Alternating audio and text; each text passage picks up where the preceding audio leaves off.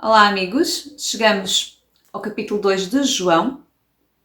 Este capítulo não é muito grande e conseguimos dividi-lo só em 2 vídeos. Vamos começar aqui pela primeira porção que eu vou ler. Fala do casamento a que Jesus foi em Caná da Galileia com a sua mãe, os seus irmãos e os seus discípulos. Não fala de José, provavelmente o pai adotivo de Jesus já teria falecido, mas os irmãos parece que também já eram adultos. Estavam ali com Jesus e a sua mãe Maria. Então eu vou ler esta porção. Capítulo 2. No terceiro dia houve um casamento em Caná da Galileia e a mãe de Jesus estava lá. Jesus foi convidado para o casamento e os seus discípulos também. Ora, não havia mais vinho, pois o vinho do casamento havia acabado. Então a mãe de Jesus lhe disse: Eles não têm mais vinho. Respondeu-lhe Jesus: Que queres de mim, mulher? A minha hora ainda não chegou. A sua mãe disse aos serventes: Fazei tudo o que ele vos disser. Havia ali 6 talhas de pedra para a purificação dos judeus, cada uma contendo de 2 a 3 medidas. Jesus lhes disse: Enchei as talhas de água. Eles as encheram até à borda. Então lhes disse: Tirai agora e levai ao mestre-sala. Eles levaram. Quando o mestre-sala provou a água transformada em vinho, ele não sabia de onde vinha, mas o sabiam os serventes que haviam tirado a água. Chamou o noivo e lhe disse: Todo o homem serve primeiro o vinho bom, e quando os convidados já estão embriagados, serve o inferior. Tu guardaste o vinho bom até agora. Este princípio dos sinais, Jesus o fez em Caná da Galileia e manifestou a sua glória, e os seus discípulos creram nele. Depois disso, desceram a Cafarnaum, ele, a sua mãe, seus irmãos e seus discípulos, e ficaram ali apenas alguns dias.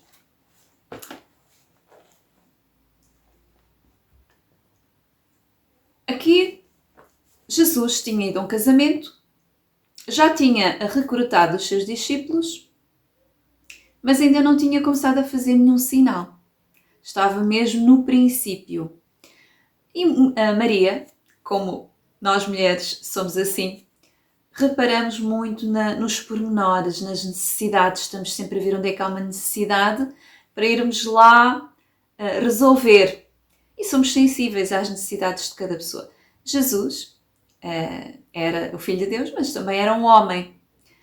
E não se apercebeu desse pormenor. A Maria percebeu que havia ali uma necessidade e foi-lhe dizer.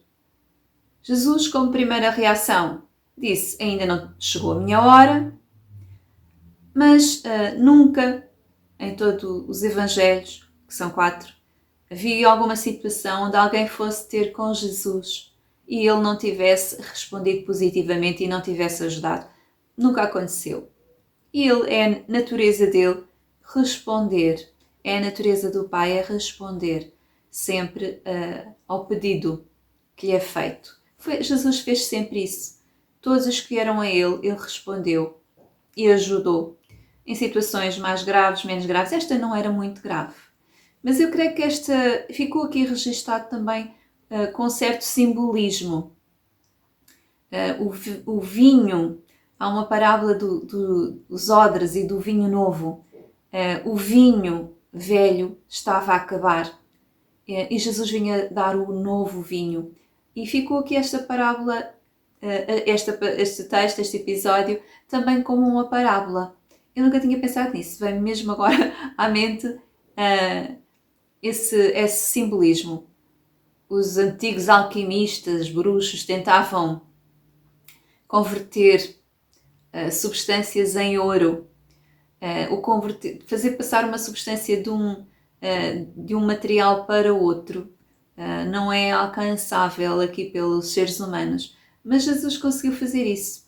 Porque há leis espirituais que estão acima das leis naturais. As leis de Deus estão acima das leis naturais. Por exemplo, o poder das palavras é um poder espiritual que está acima do natural. Que as Escrituras ensinam que as nossas palavras mudam o natural. Então há leis espirituais que mudam o natural. E Jesus, sendo o Filho de Deus, dominava perfeitamente esses princípios espirituais. acima do natural e converteu a água em vinho. E um vinho muito melhor do que o vinho anterior. Claro, os noivos também terão ficado agradecidos pelo que Jesus fez. Este texto é usado também por quem defende que Maria pode ser uma intercessora, uma intermediária entre nós e Jesus. Mas quem acredita nas Escrituras e considera que elas são a nossa regra de fé e prática, que são palavra de Deus, nós não vemos isso nas Escrituras. O que está escrito é que só há um intermediário entre Deus e os homens, que é Cristo homem, e Jesus disse: eu sou o caminho, a verdade e a vida, o caminho, o único caminho para o Pai. Ninguém vem ao Pai senão por mim. Também não apresenta necessidade de caminhos e veredas anteriores a chegar a Jesus. Porque se o Espírito habita em mim, quão maior é o Espírito de Deus que qualquer outro intermediário. Se eu ainda preciso de intermediários, então eu não sou filho de Deus. Não tirando aqui o papel que esta mulher teve em dar à luz um Messias que nos redimiu a todos, nos salvou e nos tirou daquele curso, o destino negro que seria o lago de fogo e enxofre juntamente com o diabo e os seus anjos. A Maria foi usada por Deus para trazer à luz um Messias. Aqui ela surge com os irmãos de Jesus. Em Atos, penso que em Atos fala de um Tiago que ocupou um lugar muito importante também na igreja. Paulo diz que as colunas da igreja em Jerusalém era Pedro, Tiago e João. Não era só Pedro, nem destaca Pedro acima de Tiago e João. Eram as três colunas, Pedro, Tiago e João. E depois Paulo era o líder reconhecido de toda a missão para com os gentios. Paulo sempre esteve em contacto com Jerusalém, não era independente e fazia à sua maneira. Ele fez questão de ir, chamar as destras da comunhão, de estar em contacto com Jerusalém. E Jerusalém era o centro, digamos como se fosse a capital espiritual do mundo cristão. Até depois, no ano 70, ter sido destruído o templo e eles tiveram que fugir. As pessoas têm o direito de ter as suas tradições e acreditar no que elas acham que é correto. A mim cabe-me só ensinar as Escrituras. Foi para isso que Deus me comissionou, fazer discípulos para Ele, não para mim. Devemos fazer discípulos para Jesus, não os meus discípulos, porque eu sou falível e todos nós somos falíveis e erramos. Então, nós fazemos discípulos para Jesus e trabalhamos para que as pessoas se tornem discípulos de Jesus e cresçam à imagem de Jesus. Aquilo que nós fazemos bem, é bom que as pessoas imitem e aprendam connosco, mas não podem olhar para nós como exemplo total, porque somos pessoas falíveis. Todos os seres humanos, até a Maria, eram pessoas falíveis. Com a evolução do cristianismo, quando houve a institucionalização da Igreja, que se misturou com o Estado e se tornou religião oficial do Império, etc., houve uma paganização do culto, porque os pagãos, os outros povos, tinham deuses e deusas e muita coisa foi assimilada. As pessoas, elas não entendiam muitas coisas e elas misturavam, e ainda hoje, num sincretismo, então misturavam os deuses que eles tinham com o cristianismo, com as pessoas que eram faladas nas Escrituras, misturavam tudo. Maria é uma mulher, tal como muitos outros profetas e outras pessoas importantes aqui que as Escrituras mostram, mas ela era uma discípula de Jesus. Ela tornou-se uma discípula de Jesus. Na cruz, Jesus entrega a João esta responsabilidade de cuidar da mãe, porque Jesus era o primogênito. Ele passa a responsabilidade como primogênito de cuidar da mãe para o João. José era pai adotivo de Jesus, mas era pai dos outros filhos de Maria, que surgem aqui. Há outro texto em Mateus, eu até abri aqui no computador, Mateus Mateus 12, 48, quando aparece Maria com os seus filhos à procura de Jesus, ele estava lá naquelas sessões de ensino com os seus discípulos e outras multidões, e Jesus, quando é avisado, diz: quem é minha mãe e quem são os meus irmãos? E estendendo a mão na direção dos discípulos, disse: eis aqui a minha mãe e os meus irmãos. Até é curioso, aqui na Bíblia de Jerusalém, em comentário, diz assim sobre isto, que eu abri aqui, deixei aqui marcado, em Mateus 12, 48 e 49. Os liames do parentesco carnal são pospostos ao do parentesco espiritual. Isto quer dizer que o parentesco espiritual está acima do parentesco carnal. Ou seja, Jesus considerava mais importante, a um nível acima, o parentesco espiritual, os irmãos em espírito, do que o parentesco carnal. Claro que ele não desvalorizava a mãe, tanto que se preocupou em deixar o João a tomar conta da mãe.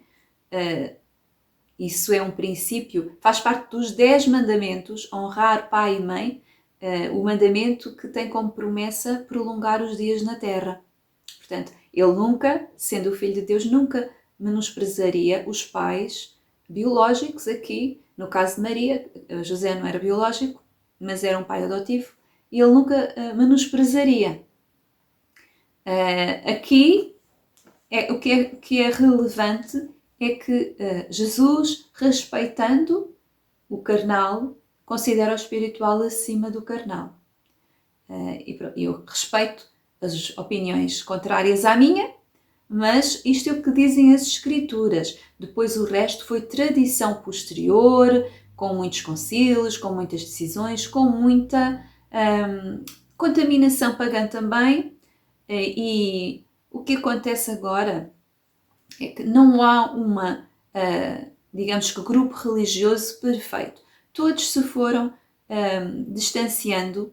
Alguns começam por fazer uma tentativa de endireitar o caminho, mas quando há uma institucionalização, uma tentativa de criar ali algo e fechado, e não deixam que Deus seja aquele que conduz sempre em crescimento e em revelação, há o perigo sempre de deixarem de ser Cristo o Senhor, e as pessoas, os homens, com as suas ideias, colocam ali o direcionamento. Independentemente das opiniões de cada um, há uma coisa que está escrito, que é: aquele que crê que Jesus é o Senhor. Ele é o caminho, a verdade e a vida, e ninguém vai ao Pai senão por Ele. Quem crê nisso é salvo, quem não crê não é salvo. Não há outro caminho, não há outro Senhor. De resto, em relação às outras coisas, há muitas opiniões, muitas práticas, e não há ninguém que saiba tudo. Eu procuro continuar sempre a abrir o coração em humildade para aprender todos os dias, e para aprender e me arrepender, porque cada coisa que nós aprendemos, nós temos que nos arrepender do que fazíamos antes de aprender aquilo, para mudarmos. Eu não vou alongar-me. Este é um texto interessante, polémico até, mas isto foi aquilo que, na simplicidade de Cristo, eu tenho aprendido e partilho com quem me segue. Um abraço e até ao próximo vídeo.